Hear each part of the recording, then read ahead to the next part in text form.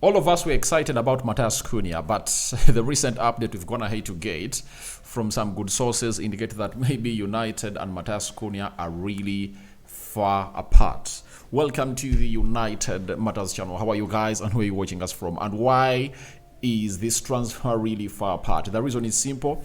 Manchester United has seen the representatives of Matheus Cunha go out to start scheduling meetings with other, hear me out, with other teams that want the services of Matheus Cunha, meaning that United is not really serious. All else, the agency of Matheus Cunha is obviously just piling pressure onto the guy known as Matheus Cunha. Smash the like button, comment and share. If you're totally watching us for the very first time, endeavor to subscribe to this channel so as not to miss out on stories that we do upload in here on a daily.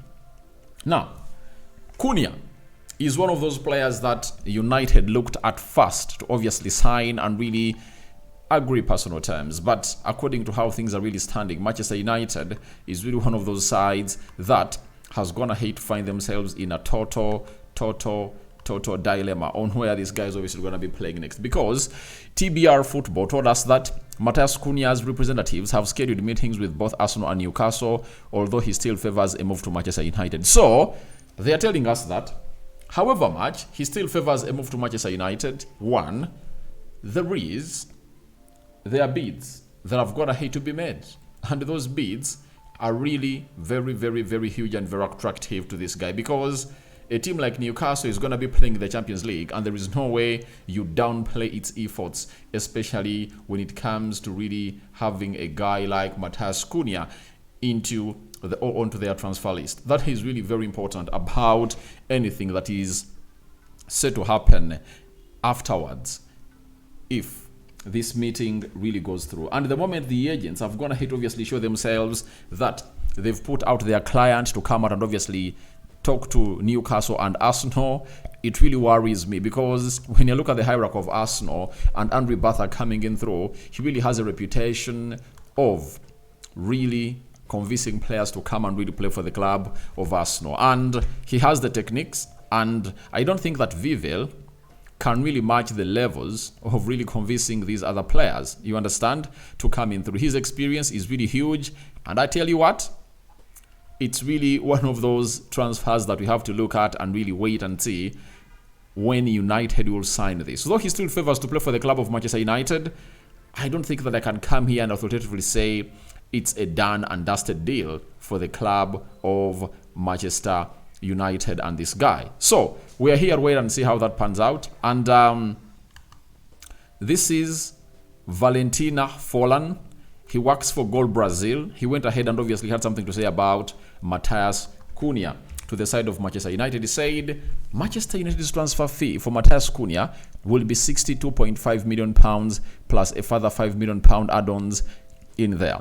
Despite a late approach from Arsenal, a verbal agreement is in its final steps. Now, these hijacks always happen, and I'm this kind of person who believes in first getting what we call a here we go from Fabrizio Romano, that personal terms have gone ahead to be agreed, and we've gone ahead to trigger that so-called agreement in there for you. But minus that, I cannot come out here and really brag about how United is done with Matheus Cunha, because I know Arsenal has everything to throw at Matheus Cunha to really convince him to join them, though others believe that Arsenal, having gone ahead to obviously not get this player in by January after agreeing personal terms with him in December 2024, it really beats my understanding, I tell you.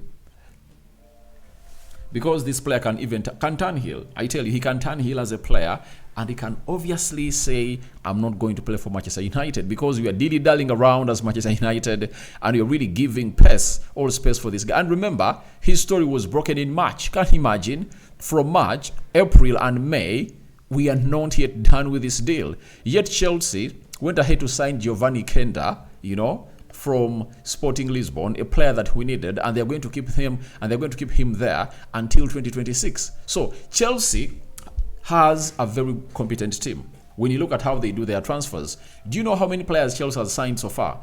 They have signed players in Brazil and elsewhere, and they've left them to be there for like 2 years all 1 year before they join the club of Chelsea. Remember, even what they did to Gustavo, I think for Gustavo, they signed him 2 years before he joined them officially, but he's a Chelsea player and he's playing for Palmeiras in Brazil. So if you are competing with teams that have directors that have gone ahead to do such things, you have all the reasons to worry about what you'll obviously have to really get from this transfer. That's why I tell you we should obviously get this deal over the line, because anything can happen, and my mind really tells me that maybe Manchester United is still waiting to see whether they win the UEFA Europa League, because winning the UEFA Europa League, United will earn a lot of money. United will have to earn a lot of money if they win the UEFA Europa League. That is it. If they win it, they'll really earn close to 90 million euros. You know? Let me see. United win Europa League prize money. 2025. If United wins it in 2025, how much money will they get? They're telling us that the reward for winning the final is 10.95 million pounds. That means those are like 11 million pounds. The losing finalists will also be entitled to get 5.9.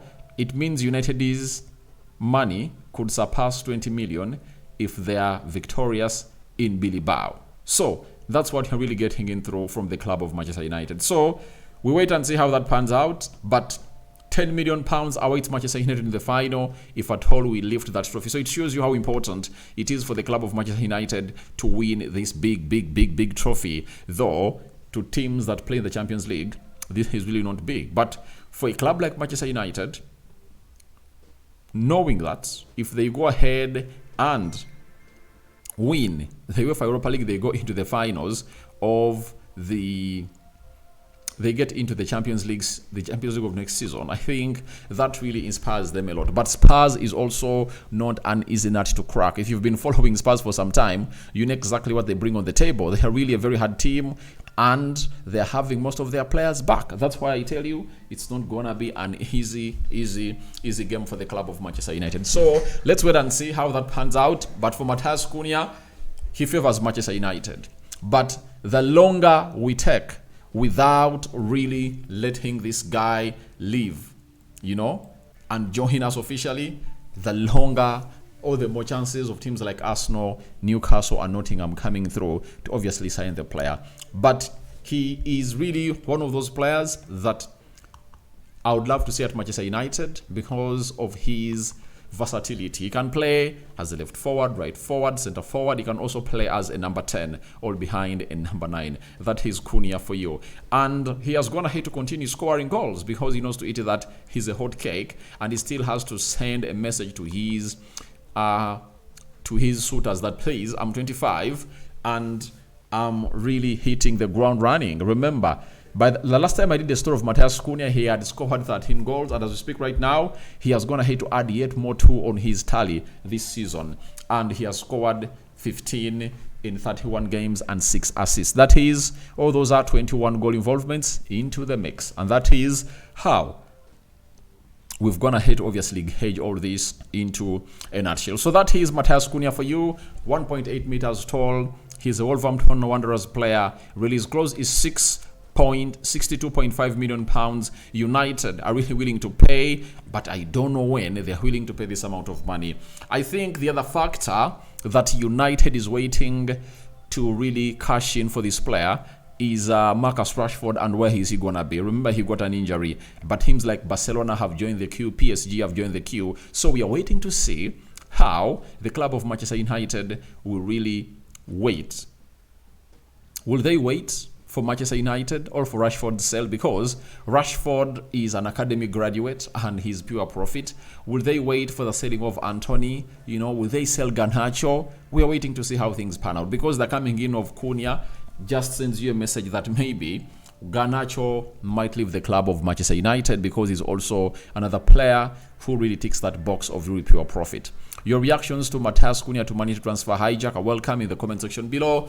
Rock and David remains my name. It has been a while since I last dropped a video in here, but stories are really coming in through, and we're obviously going to be broadcasting in here on a daily. Bye-bye.